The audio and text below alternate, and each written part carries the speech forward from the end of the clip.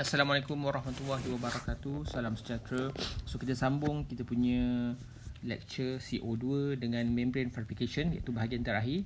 Kita fokus kepada carbon membrane dan juga metallic membrane. So kita terus kepada preparations of carbon membrane. So carbon membrane ni source of carbon, kalau kita boleh imagine sekejap, carbon ni kalau yang abundant source carbon is also petroleum. So that is a carbon dalam bentuk liquid. Tapi carbon kalau kita nak gunakan untuk membrane, kita gunakan membrane yang solid. So contoh terbaik adalah lead ataupun mata pensel. Itu carbon yang paling mudah kita nak nampak, nak pegang. Tapi macam mana kita nak buat dia dalam bentuk carbon membrane. So carbon membrane ni ada dua. Satu kita panggil dia supported carbon membrane dan unsupported carbon membrane. Supported carbon membrane bermaksud adalah membrane tersebut dalam bentuk thin layer, you kena support on top of others, seramik ke, polimer ke, ataupun metallic ke. Satu lagi unsupported adalah supported carbon membrane ni macam kita buat ceramic membrane, iaitu dia macam the whole cross section, the whole daripada atas sampai bawah itu adalah carbon membrane. Okay, so dia punya carbon membrane ni can be, okay, carbon membrane can be classified into unsupported dan juga supported. So kalau unsupported mean that the whole area ni adalah C. Kalau supported, paling mudah is adalah this is ceramic. So coated kat luar ni adalah carbon. Okay, ini adalah supported carbon membrane. Ni adalah unsupported carbon membrane. Okay, tapi source untuk kita buat carbon membrane bukan daripada pensel, tetapi daripada polimer. Okay, so macam mana kita nak buat daripada polimer? Iaitu dengan cara kita burn off certain component yang ada dalam polimer, buang H, buang C, buang O, dan kita akan dapatkan rantai lah. So kebiasaannya carbon ni dalam bentuk carbon membrane, dia bentuk C sini. Okay, ini kita panggil dia aromatic. Kita panggil, sorry, not aromatic. This is macam benzene ring lah. Benzene ring. Ini cara paling mudah lah. Kita tak boleh ambil structure of diamond, sebab structure of diamond is too hard to form. So okay, contohnya macam ada antara polimer yang kita boleh buat carbon ring ni adalah polyacrylonitrile. So pen ni kalau awak lihat kat sini, kat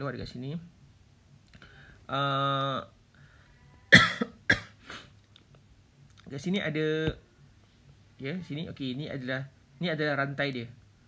Okey, ni adalah rantai utama. This is a side ring.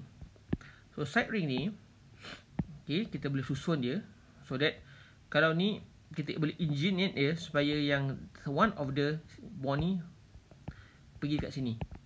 Okey, tu kita namakan dia cyclization reactions. So dia akan jadi macam ni lah. Okey, so kalau boleh kita nak dapatkan, kita nak susun dia supaya ni dia akan jadi macam ni. Satu unit. Nanti dia akan bersambung lah antara unit dengan unit. Dia akan bentuk macam seolah-olah mat. Okey, bila kita dapat ni, okey, kita dapat bentuk macam ni, kita dah susun dia. Kita ada beberapa stage heat treatment, kita akan dapat layer lah. Tapi kebiasaannya cara macam ni awak tak akan dapat hasilkan single layer of carbon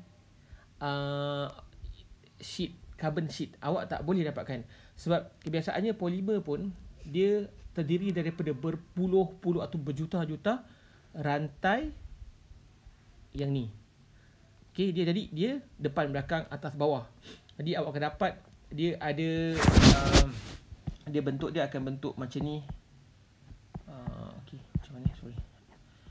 saya ada patutnya macam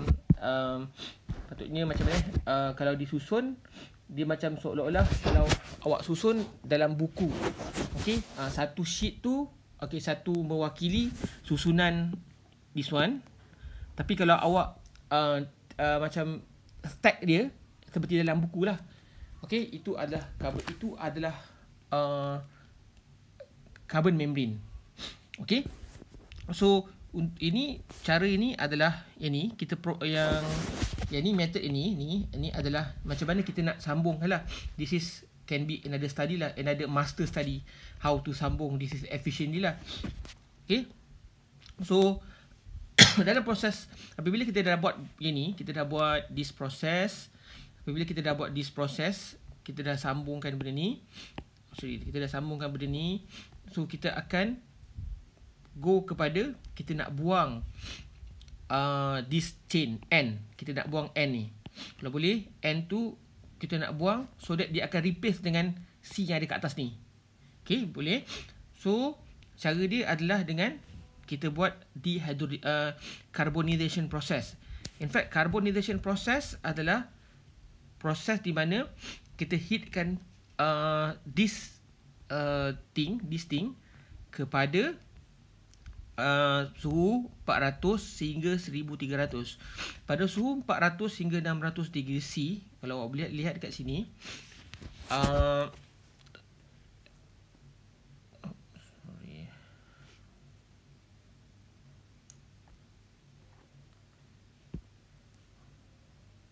sorry. Okay. Sorry.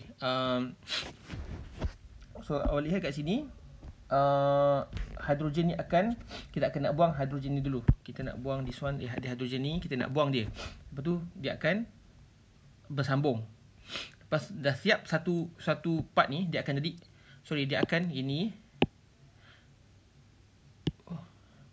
part ni apabila dah bergabung dia akan jadi macam ni.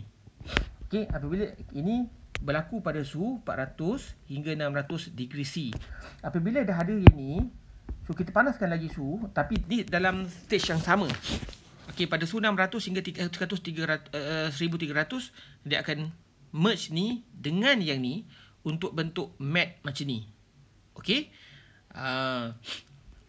Semakin tinggi awak suhu, dia akan hilangkan this N lah.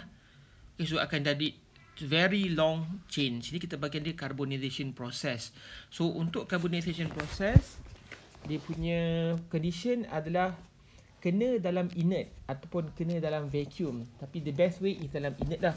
Kalau dalam inert inert yang ada gas flow. Okay. Kalau dalam vacuum, of course lah yang kata, sebab kita kena remove this H, this N, so you have to take away that, so that benda tu akan move kepada kita buang N, kita buang H, so reaction tu bergerak ke arah pembuangan those element. Okay, sama ada vacuum, kita tarik N, tarik H, dan ataupun kita pakai swapping liquid nitrogen. The best is adalah argon. Okay, you akan dapat macam ni lah. So ini adalah proses kita go back kepada stabilization process. Ini adalah satu cara kita buat carbon hollow fiber membrane, iaitu kita tarik dia. The purpose is nak tarik dia semasa proses ni. Kalau awak lihat, kalau proses ni, sebab kalau awak nak make sure that yang ini jadi yang ini, tapi this is not the ideal structure. Okay, saya potong sekejap.